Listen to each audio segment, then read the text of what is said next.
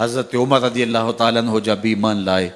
تو آپ نے ایک ایک کافر کے گھر کے دروازے پہ کھڑے ہو کے کہا کہ تم کمزوروں کو مارتے تھے، میں تمہیں بتانے آیا ہوں میں محمد عربی کا نوکر بن گیا ہوں۔ بلکہ آپ نے اعلان کیا جس نے اپنی بیوی کو بیوہ اور بچوں کو یتیم کروانا ہو اور اپنے ماں باپ کی کمر کو جھکانا ہو وہ عمر کے مقابلے میں آئے۔ اللہ اکبر۔ زنیرہ نامی ایک خاتون تھی، بہت کمزور،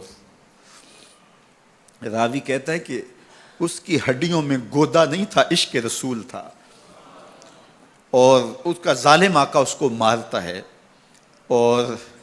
جب مار مار کے تھک جاتا ہے ادھر سے عمر آ رہے ہیں، یہ اسلام لانے کے پہلے کی کہانی ہے، تو ادھر سے عمر آ رہے ہیں تو اس نے کہا عمر تم جوان آدمی ہو تو یہ چھوڑتی نہیں ہے اپنے نبی کا نام، ذرا تم آؤ۔ تو عمر کوڑا پکڑ لیتے ہیں، اسے مارتے ہیں، مارتے مارتے تھک جاتے ہیں تو پانی پینے لگتے ہیں، تو کہتے ہیں مجھے تیرے پہ ترس نہیں آیا لیکن میں ذرا پانی پینے لگا ہوں، اور پھر گلے کے اندر ڈال کر کے کوڑا اور اس کی رسی کو بل دیتے ہیں اور اس کی آنکھیں باہر نکل آتی ہیں، اور کہتے ہیں بلا اپنے نبی کو جو تیری آنکھوں کی بینائی واپس کرے۔ اللہ اکبر۔ تو اس نے آسمان کی طرف منہ کر کے کہا مالک میں کبھی بھی آنکھوں کی بینائی نہ مانگتی لیکن اب تیرے نبی کی عزت کا سوال ہے۔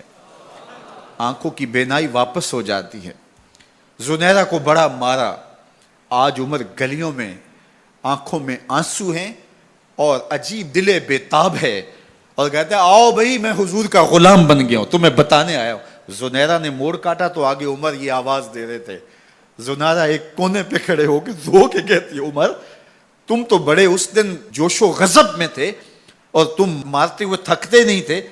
تو عمر نے کہا زنیرہ اس دن میں نے دیکھا نہیں تھا، اب میں محمد عربی کو دیکھ آیا ہوں۔ جنہ ویکھیا نہیں ہو کرن گلاں، جنہ ویکھیا نہیں ہو کرن گلاں، جنہ ویکھیا ہو تے بول دے نہیں،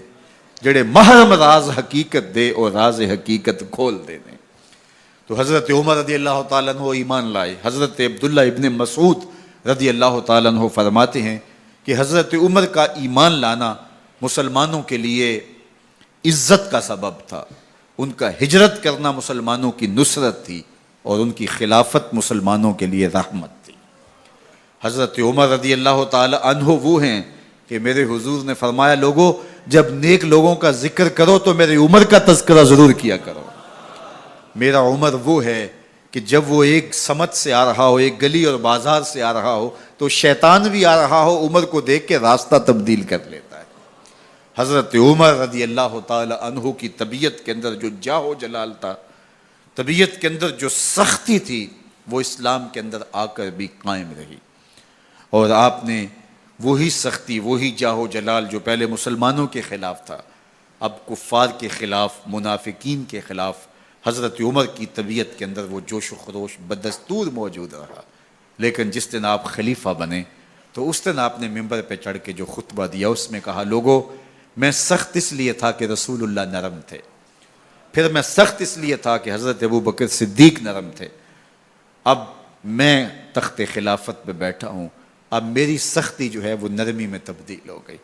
صرف فاسقوں، فاجروں اور باغیوں کے لیے میں سخت ہوں، باقی تمہارے لیے نرم ہوں۔ سب سے کم جو تنخواہ بیت المال سے اگر کسی وجود نے لی ہے تو وہ حضرت عمر رضی اللہ تعالیٰ عنہ نے لی ہے، صرف 2 جوڑے لیتے تھے سال میں،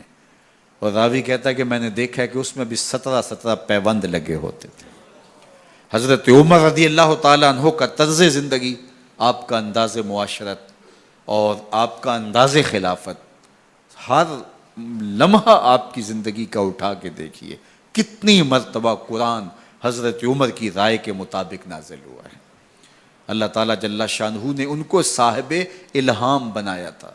ہر امت میں کوئی صاحب الہام ہوتا ہے، حضور کی امت کا صاحب الہام حضرت عمر رضی اللہ تعالیٰ عنہ، اور آقا کریم نے انہیں اپنا وزیر قرار دیا، فرمایا میرے 2 وزیر آسمانوں میں ہیں، 2 وزیر زمینوں میں ہیں، آسمانوں کے وزیر جبرائیل اور میکائیل ہیں اور زمین کے وزیر ابو بکر اور عمر ہیں رضی اللہ تعالی عنہما۔